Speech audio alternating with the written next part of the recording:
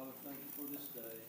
Thank you as we come to this health committee segment of our meeting that we celebrate the progress that you've enabled us to come to. We're offering lots of health benefits to our citizens and to impact their lives in a very meaningful way. We pray this hour or so of the meeting to be pleasing in your sight in Jesus' name. Sewer and sanitation. Well, you're a smart man. It might be. Roll call, Shelley? Yes, sir. Mike Dobbins. Here. Dora Petzkowski. Here. Keith Austin. Here. Danny Callison. Here. Julia Coates. Sean Crittenden. Joe Deere. Honey. Rex Jordan. Johnny Kidwell. Here. Darrell Legg. Here. Wes Snowfire. Joshua Sam. Here. Mike Shambaugh. Melvina Shotpouch. E.O. Smith. Here. Condessa Teehee. Victoria Vasquez. We have a quorum. Thank you, Shelley. First on reports, Mr. George Valier from Claremore Service Unit. Huh? Oh, okay. That's all right. On your way up here, George, we'll approve the minutes. I'll entertain a motion to approve the minutes. Okay, all those in favor? Aye. Any opposed? Thank you. Now you're on, George.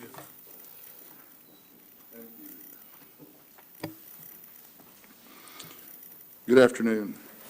I think you should have Claremore's report there in your packet. We did 1,484 COVID tests for the month of July.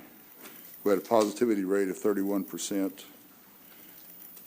It's 17,182 ambulatory care visits.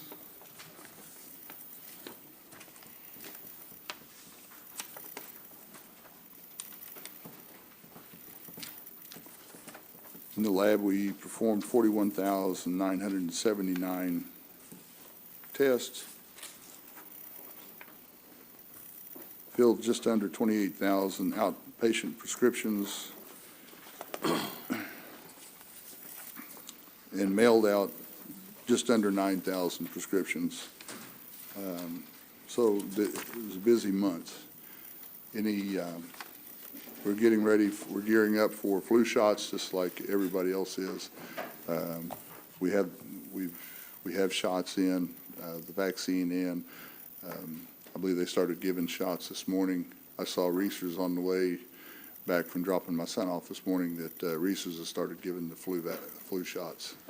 So that's currently active there at the hospital. So we continue to give COVID vaccines in the hospital, and we do the testing out front. Same as before. Any questions? Questions for George? Okay, Danny? George, have you all got the last booster that's coming through that does the Omicron Yes, deal sir. yet? Yes, sir. And you've started that? I might Yes, have sir. missed that. Hey, and I wanted to thank you on your reports. You've kind of stepped up, and given us more graphs and things of that sort. I'm always being critical, and I want to pass out the good part because I think this is really good for us to be able to see what's going on. So thank you very much for doing that. Well, I appreciate that. If there's anything you want to see on here, let me know, and I'll get it incorporated in as we go forward. Thank you, sir. Appreciate it. You bet. Well, George, I know we've just checked on this the last several months. Has there been any improvement in the dental assistant numbers? Because we've kind of determined that's kind of helped limit access in the dental program. I asked them this morning, and they said there were interviewing two last week or this week. So we may get two out of that this last advertisement. Okay, thank you, George. You bet. Any other questions? Again, thank you, George. Thank you. Okay, Dr. Steve Jones, Cherokee Nation Health Services.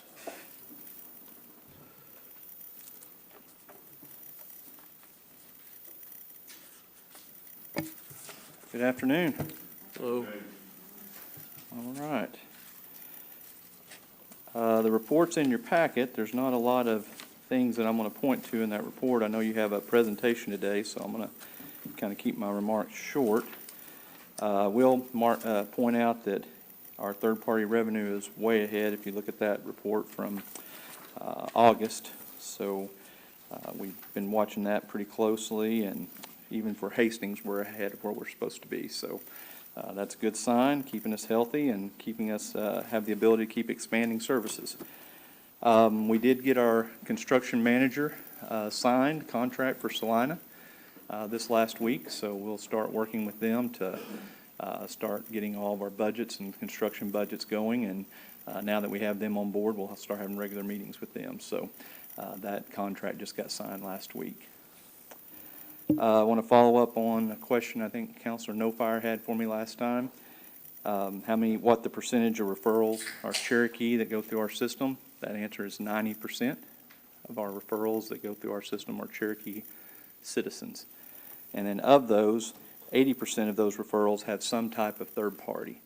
And I will attribute that to our teams and how they work to get people signed up for Medicare, Medicaid, Marketplace, whatever. We are very aggressive on that to try to make our contract health dollars go farther. So just wanted to follow up on that. The last thing that I'll point out or draw attention to is we had one of our third-year residents.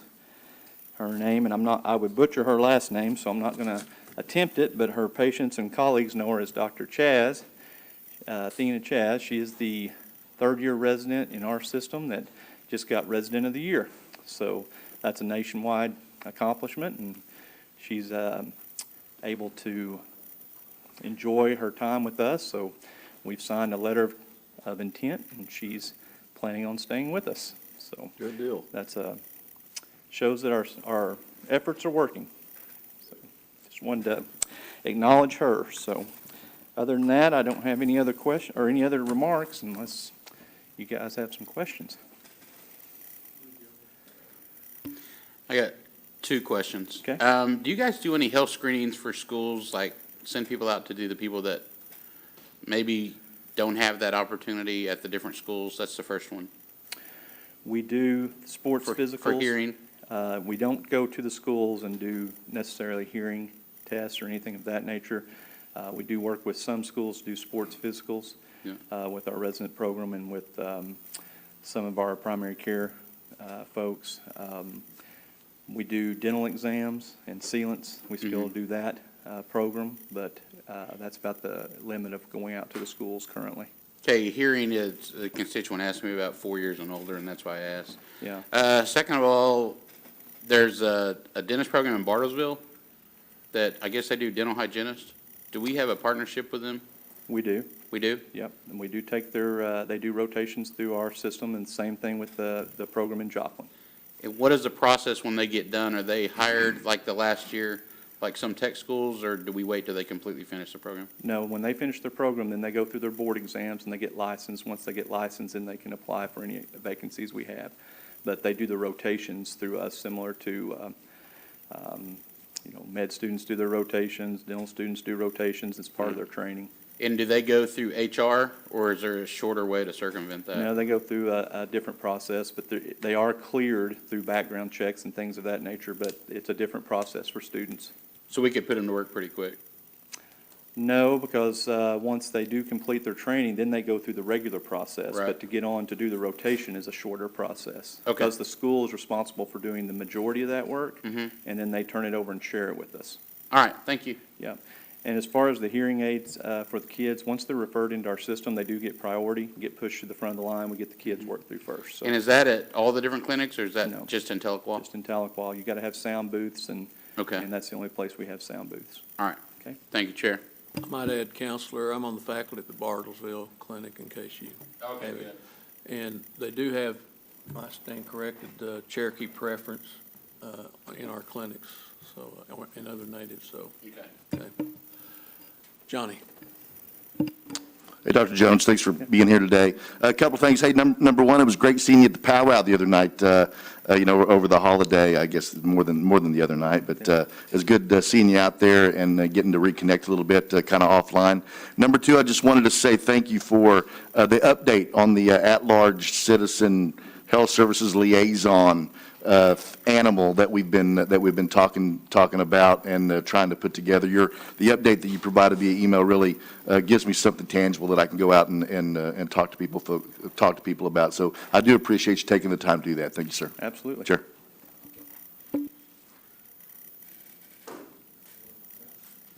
Just a quick comment. I appreciate you giving me that update there, so that way we know where we stand on that with how those are being distributed on our funds for contract health. So just appreciate it. You're welcome.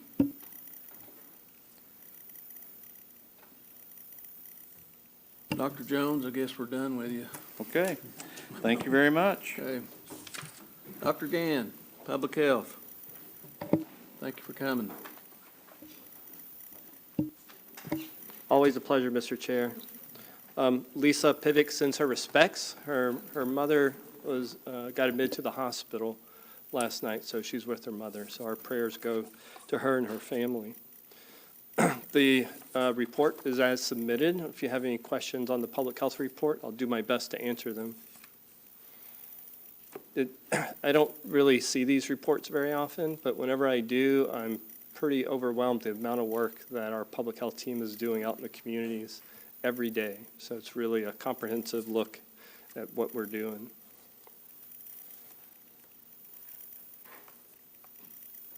Question for Dr. Gann.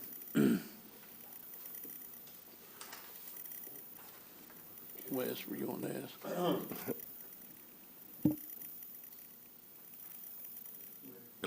Just kind of a quick question. I know you give recommendations on our COVID-19 response. I know it's kind of a controversial topic when we talk about mask mandates. I know that right now we have a mask mandate through the administration buildings. Not so much want to touch on that, but just I noticed that Sequoia High School has a mask mandate there. I know where your stance is on it.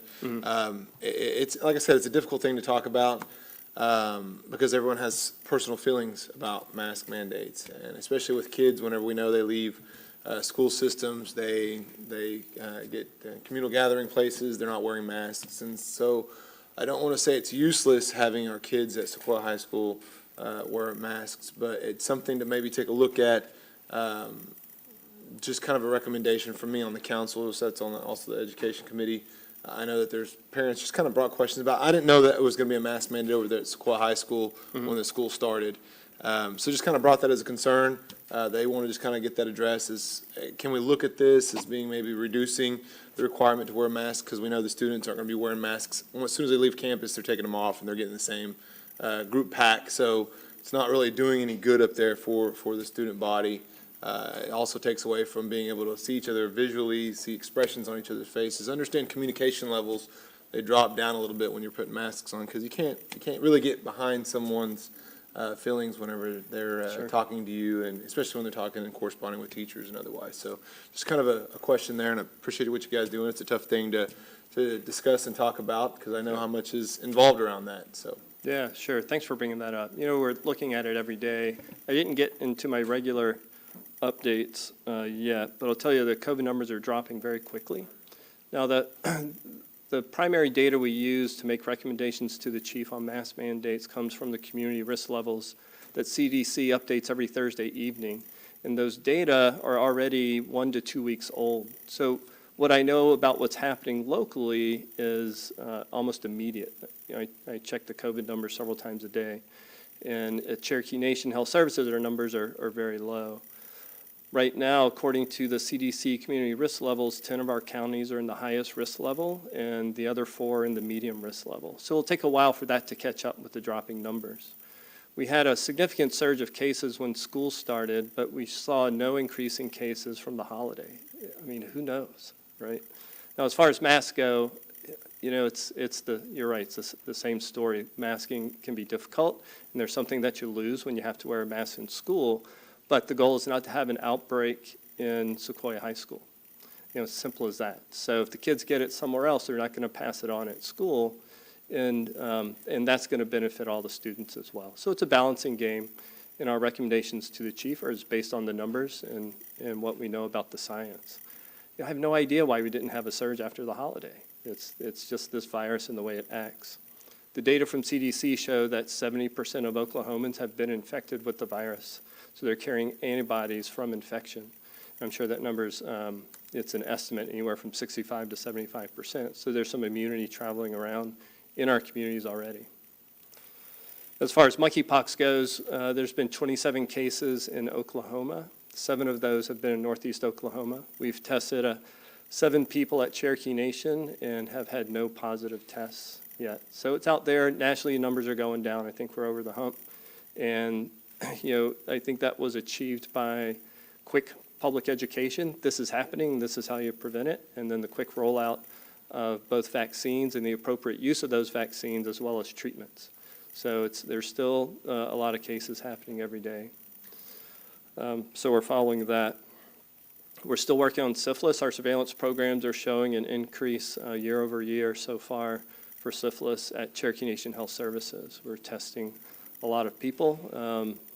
It was around 600 last month. So we're working with health services, sharing that surveillance data and working with them to try to get that under control. And it's a statewide problem and a nationwide problem. It's not unique to Cherokee Nation. One of the exciting things that happened last week, the CDC really has a big push on health equity. That's kind of what their director is pushing out, and they have a new department on health equity that is made up of people from across CDC and the different specialties. And they reached out specifically to Cherokee Nation to talk to us about our surveillance programs and how we can update those, increase those, and modernize those.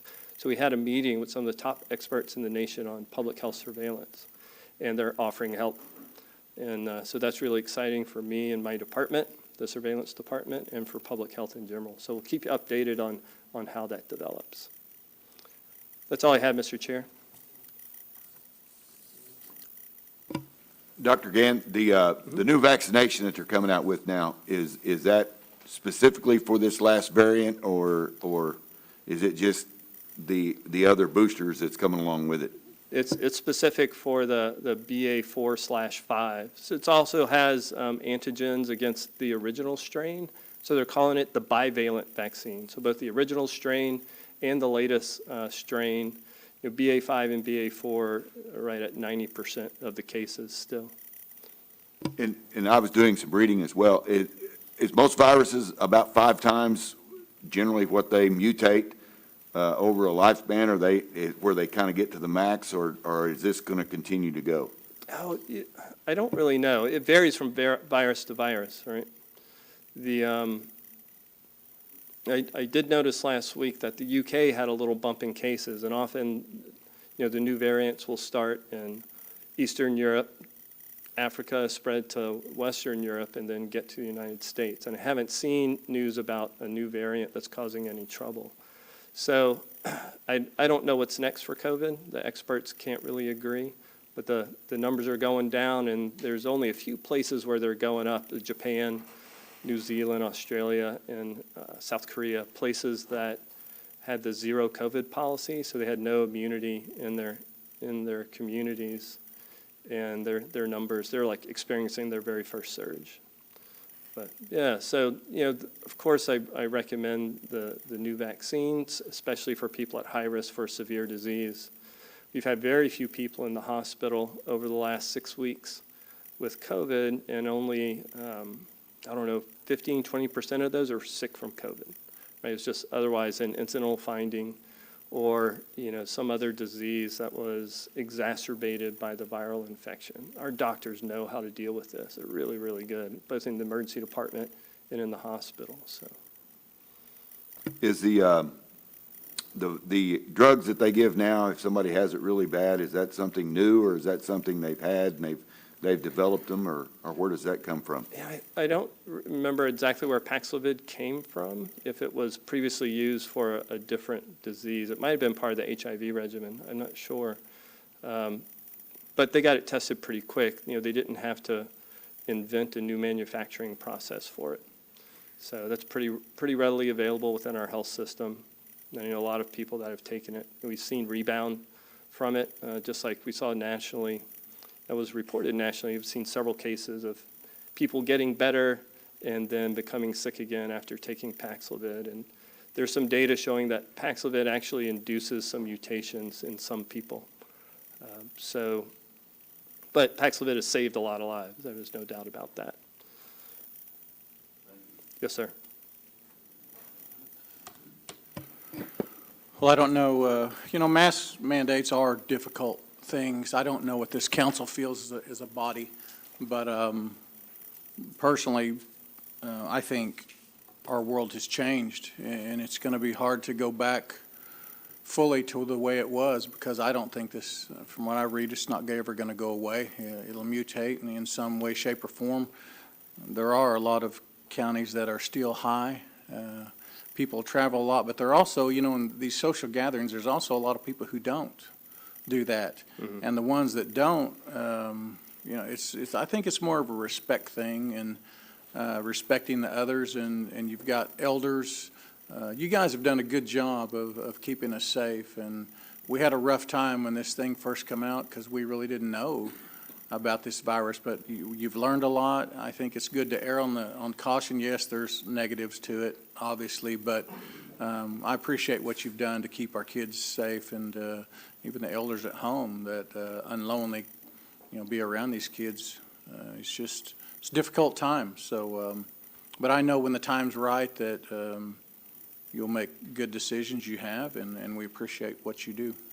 Thank you. It's kind of you to say. Of course, it's hard work. And it reminds me very much of when seatbelt laws came into play, and my dad would click the seatbelt behind him to make the light go off on the dashboard, right? So he could hold a can of beer between his legs a little bit more easily. And, right, and times have changed. I never drive my car without my seatbelt. And so it kind of starts to feel like that, right? I wear a mask when I'm in public, because it's good for me and it's good for everyone around me. Like I told you last month, I'm not wearing my mask up here today because I'm confident that you're not going to get COVID from me. So if I was worried about that, I would put my mask on. So yeah, thank you. It's hard, and we're wearing masks in my office, and it's just the way it is. I know when there's the occasion where I'm around someone that I don't have a mask on, it makes me anxious. It's kind of the other way than what it was 2.5 years ago.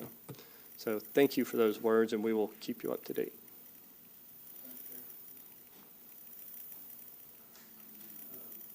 Dr. Gann,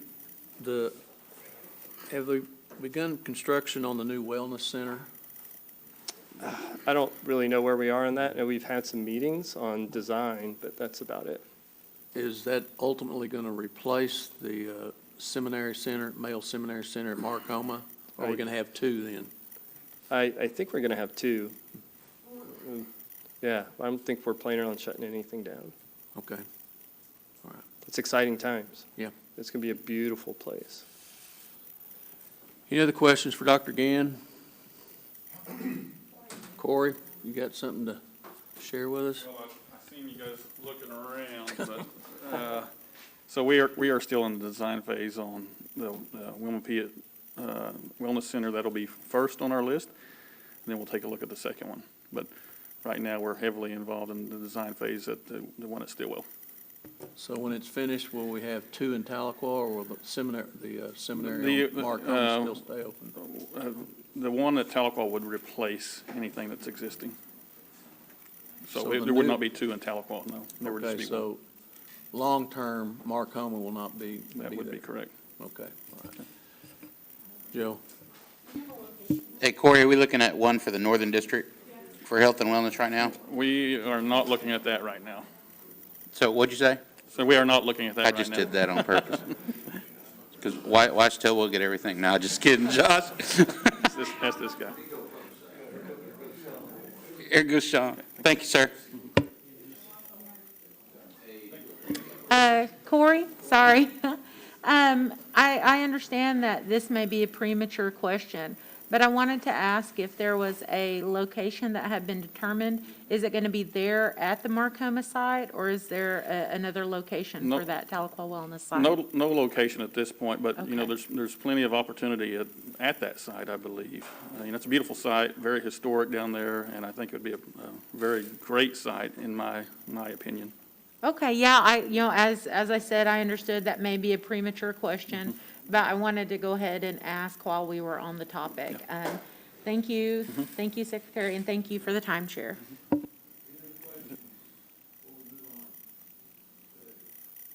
No old business, new business, item number 1. Dora, would you mind reading that first resolution, please?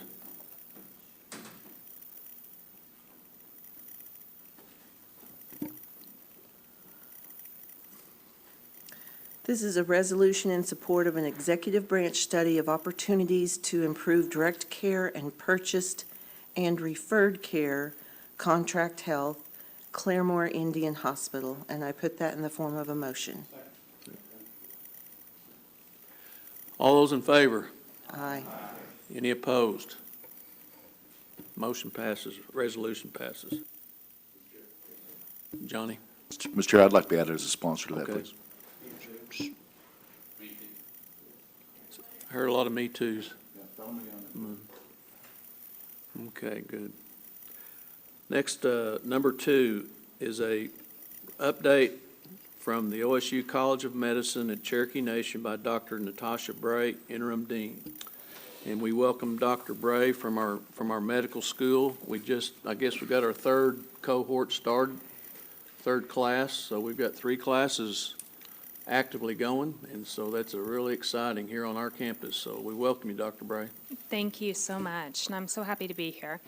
I had some slides, and it looks like we didn't get them working, so we'll make sure that you guys get those just so that you can see them, because there's some nice pictures in there. Did we get them? Oh, I love it. So as he said, my name's Natasha Bray. All right, can you guys see these slides? He plugged it in for me, but I'm hoping that he makes magic happen in the background. Oh, perfect. All right. I want to give you kind of an overview of the school. I know a lot of this information may be some things that you've seen before. Dr. Dobbins specifically asked me to share with you some of the hometowns of our students, which I think is a really great question and really important. So,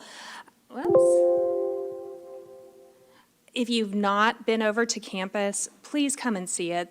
This is one of the most beautiful facilities, medical school facilities, I think, in the country, and I'll be happy to argue that with anyone who disagrees with us.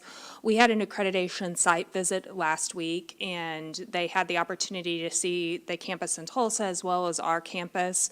They got an opportunity to go over and see the outpatient healthcare center. These were individuals who were from New Jersey and New York, Upper Maine, and they were speechless at the facility that we had, the resources that have been put into the school. So it's something for you all to be very, very proud of. I know you guys have seen this. Our mission is really to serve rural and underserved communities.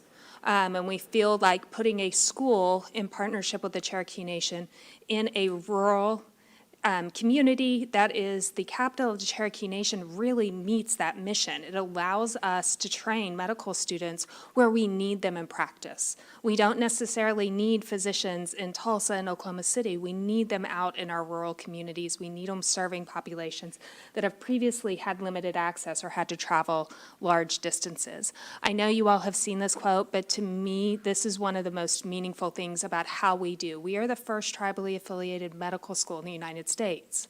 And this is an investment. It was an investment that came through your leadership to allow us the opportunity to really make a difference in who we train to become doctors, but also where they train to become doctors. I want you to know that we have taken our responsibility very important, and right now we're setting out a little bit over $1.7 million in scholarships that are in different endowed scholarship funds to support Native American students attending school here. Doesn't pay for everything, but this is something that we continue to actively work with. How do we reach out to private donors? How do we work with members of our community who want to support this, who share our vision of success? So who are our students? We get this question a lot. We've got three classes, as Dr. Dobbins touched on, and this is kind of an overview if we look across. So we're 20% Native American. Now, those are not all Cherokee citizens, so I always like to share that. And on the next slide, I'll show you the different tribes that are represented on campus. 28% are underrepresented minorities in medicine. And we get asked a lot, do you have to be Native American to be on our campus? How do we work through all of those? We're a state institution, so we're held to that. But one of the things that's really important, if you look at matriculants to medical school across the country, it's around 0.3% of those students are Native American. So the fact that we're setting for our 3 classes at 20% is outstanding. I'll talk a little bit in a few slides about some of the pathway programs that we engage with, how we get out into those schools across the 14-county reservation and talk to them, inspire them. So in hopefully 10, 15, 20 years, as they come through their educational process, we continue to push these numbers so that we see higher representation of Native Americans.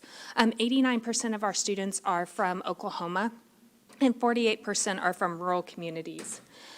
So I told you I would share with you kind of the tribes that are represented. I will tell you that the Cherokee Nation does have the highest number of students in our classes. On our campus, we have between the 3 campuses, or between the 3 years, 13 Cherokee Nation citizens. The Tulsa campus has 14. If you remember, our class size is 50 students. The Tulsa class size is 115.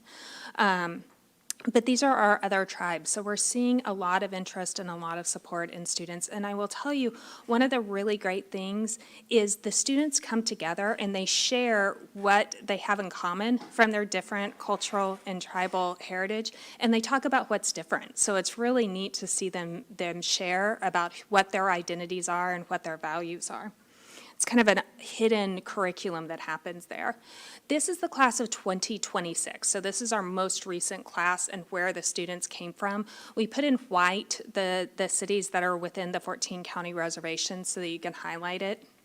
I will tell you, if we look at the first and second classes, you see a similar pattern. We have a student in the second year class from Muldrow. We have one from Vian. We have students from Tahlequah. So this is just our most recent class. So we're really excited to see kind of where those students are coming from and see how they grow with us over time.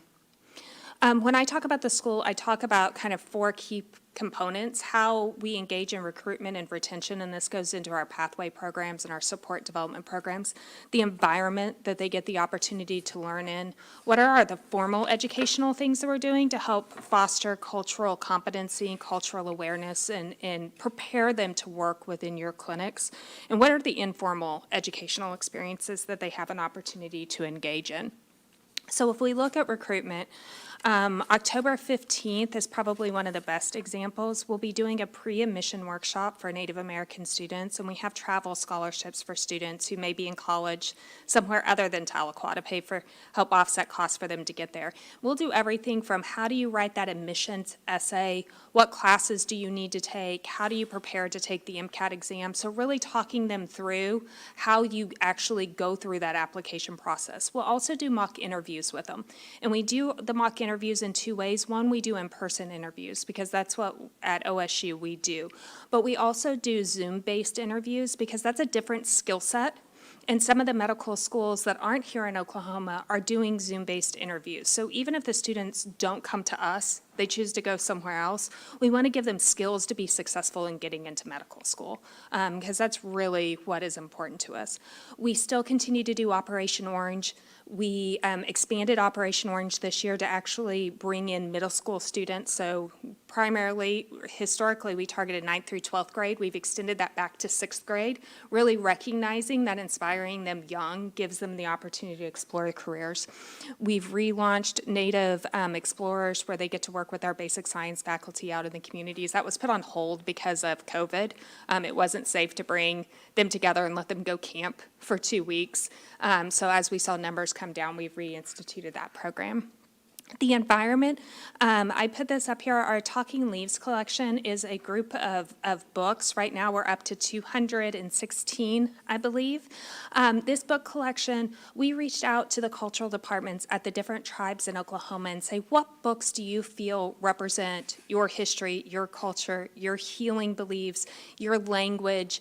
We have everything from specific language books to traditional healing books, to popular literature that have been written by different tribal members, really talking about the culture.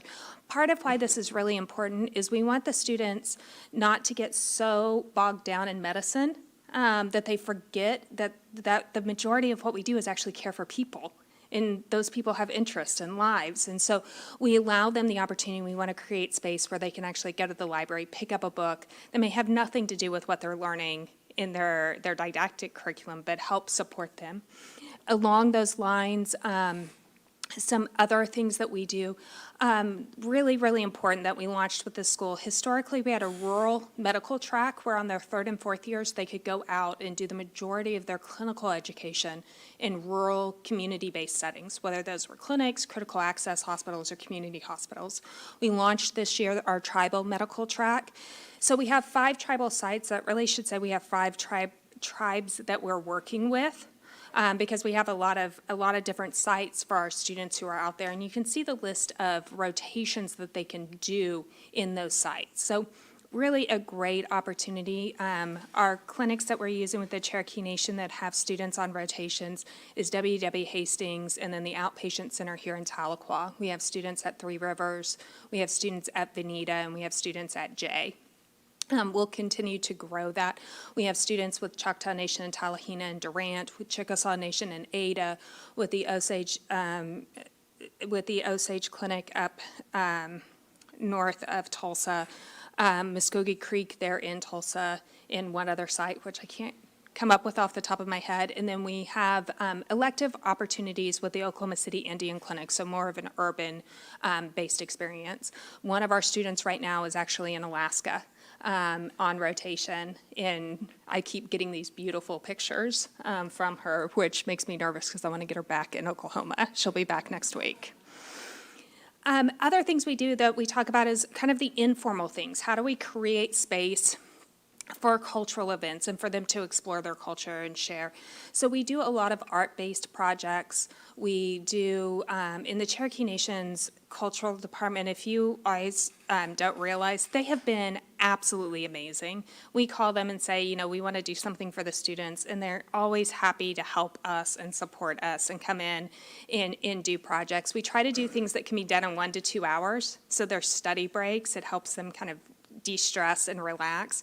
But we've done corn husk dolls, they've done beading, they've done pecker toe moccasins, so really creating space to explore other aspects of learning.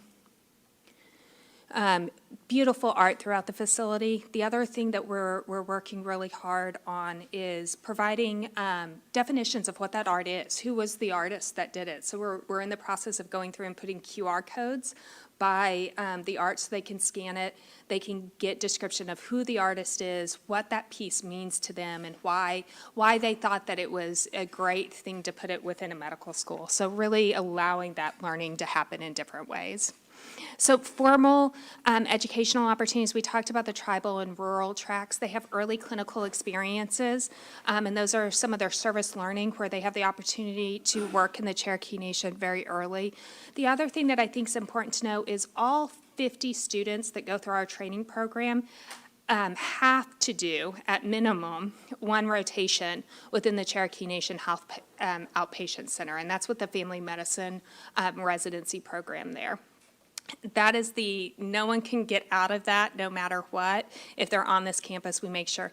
If we start looking at our third-year class that are out on rotations now, most of them are far exceeding that. Even the ones who think that they are not interested in rural and tribal medicine are doing 2 to 3 to 4 rotations because they've become part of this community and they want to spend time in the community. So really, that's what we want to see. We don't want to force them to do things. We want to see them have passion for what they're doing in pursuing those learning opportunities.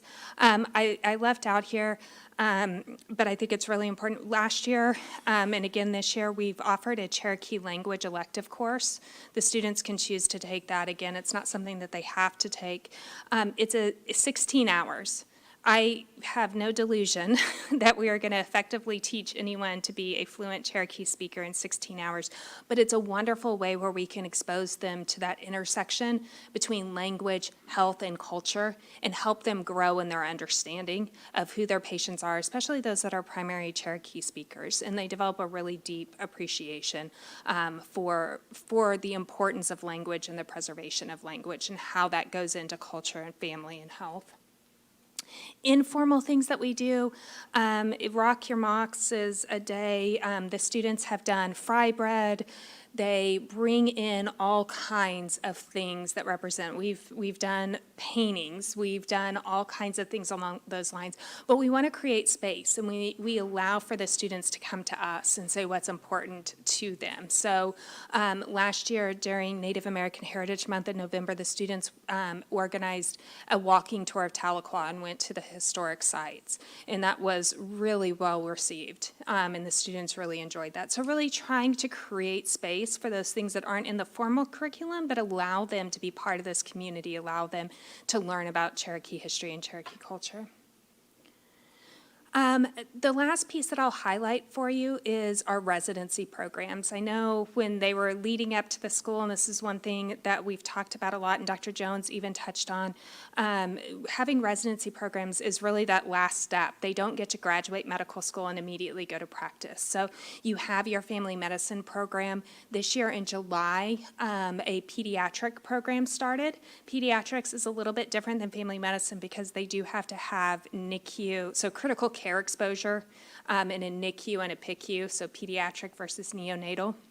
So the way that we constructed this is it's a rural track. It allows us to get through the accreditation process to ensure that they spend the majority of the time. So for the pediatric residents, there's 3 per year. They'll spend approximately 27 of their 36 months of residency training in the Cherokee Nation outpatient centers. It is our hope as the new hospital opens, since there will be a level 2 NICU in that facility, we're actually going to be able to push that to about 30 months.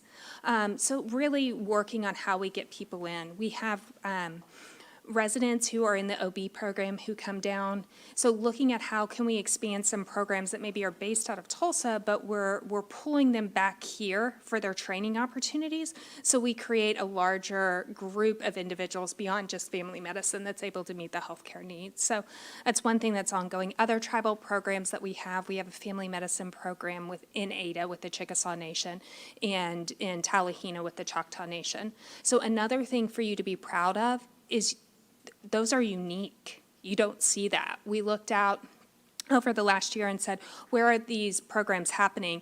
There's a family medicine program in Shiprock, New Mexico. There's a pediatric program that is up in Utah. That's really it. There's a lot of residency programs that'll have a 1-month exposure during the residency. There's a family medicine program in Seattle that works with the Seattle Indian Board where they do their continuity clinics, so where they go in and see their patients, that takes 2 residents a year.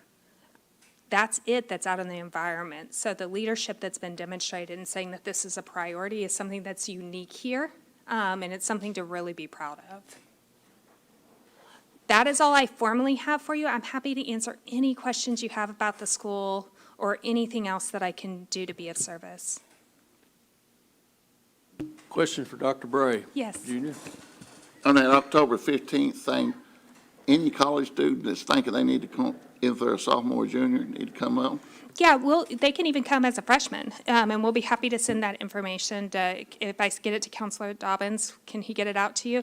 I would say it's most useful probably to the sophomores and juniors. Last year, we had freshmen that were there because they just weren't quite sure.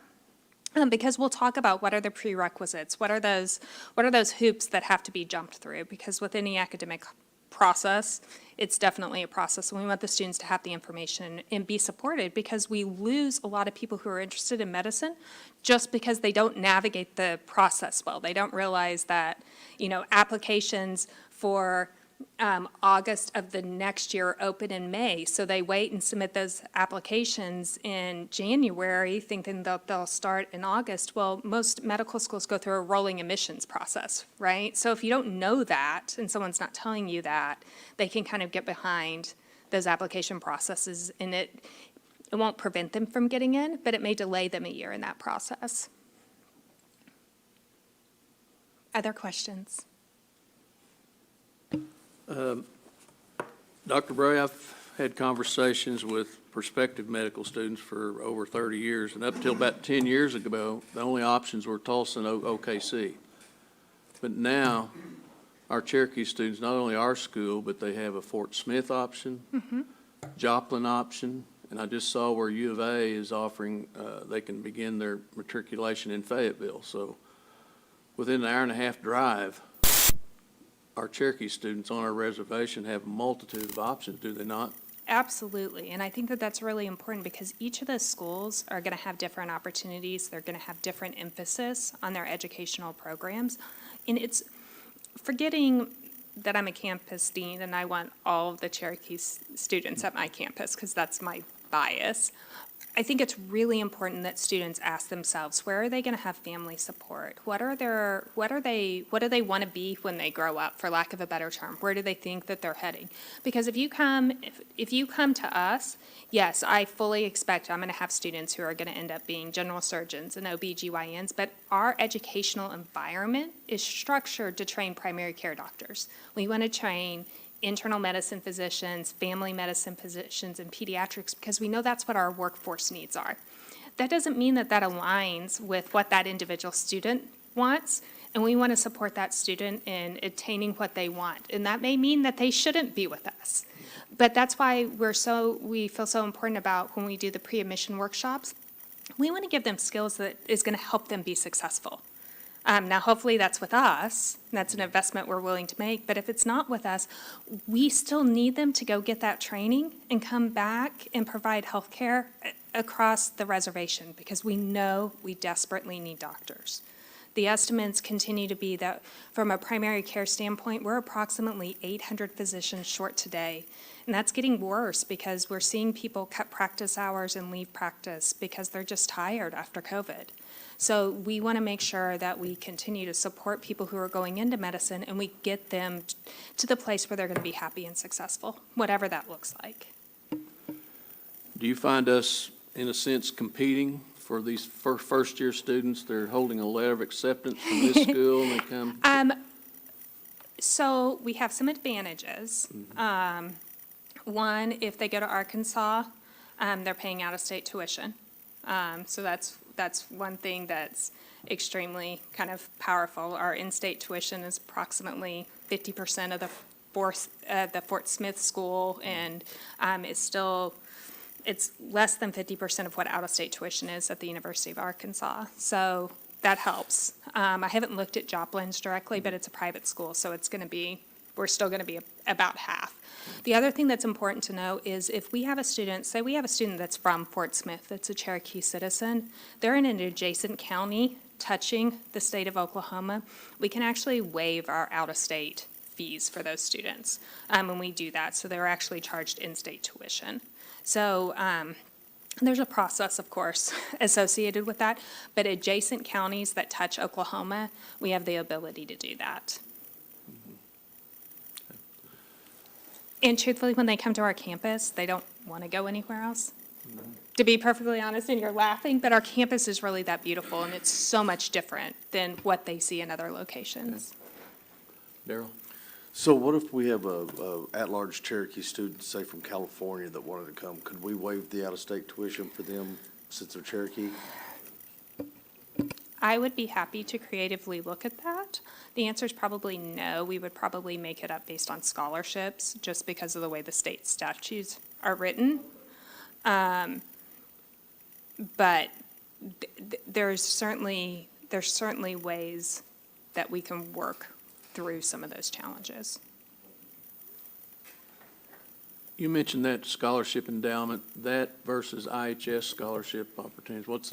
Is there basically a difference? So IHS, National Health Service Corps, all of those have service obligations tied to them. Our internal fundraising, we have not tied service obligations to.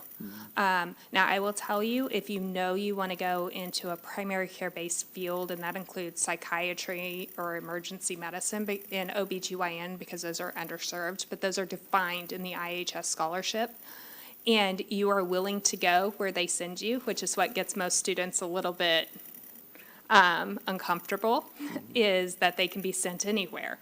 The IHS scholarship is 100% the way that I counsel students to go. It pays for everything. They get a living stipend. It pays for their books. And it's paying them to go into the practice location that they want to go into. So it's kind of a no-brainer to me. But there are limitations with it. Right now, IHS facilities, and this includes the tribal health managed facilities, are running about a 40% physician shortage, vacancy. So you have a pretty wide selection of where you can go to go into practice and to fulfill that service obligation. However, we don't know what that'll look like when they actually finish training 7 or 8 years from now. Does that look different? And I think that that's where a lot of students really struggle, is they start going through the what-if scenarios. What if I change my mind? What if I don't want to go into that practice location? What if I, fall in love with neurosurgery?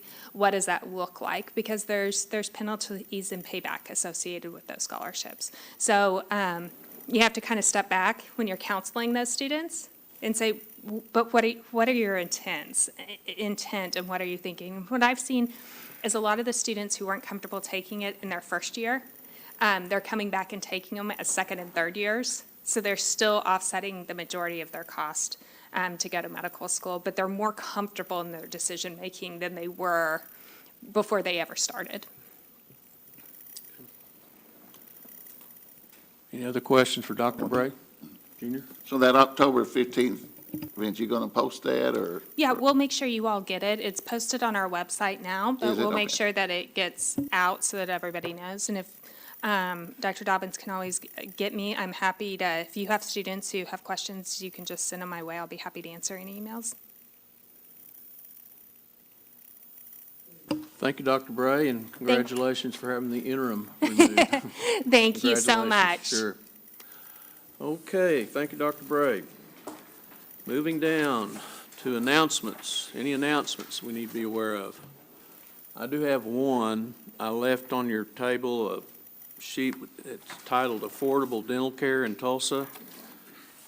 Just came from the ribbon cutting in Tulsa. The OU Dental School is opening a Tulsa campus, and you can read what it is involved there. 3rd and 4th year students under the supervision of licensed dentists provide dental care, and roughly the third of the cost of dental care. And of course, this would be mainly for non-beneficiaries, but that's an option.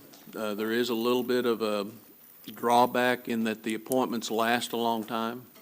It's not like your regular dental appointment. You might go in 30 minutes, 45 minutes, and you're gone. With the dental school, it's going to be a 2-3 hour investment, the appointments are. But at least it's an option, and I just thought I'd leave that with you. Perhaps you may have some constituents that might be interested in that. No other announcements? Need one more motion. Okay, all those in favor? Okay, we're adjourned.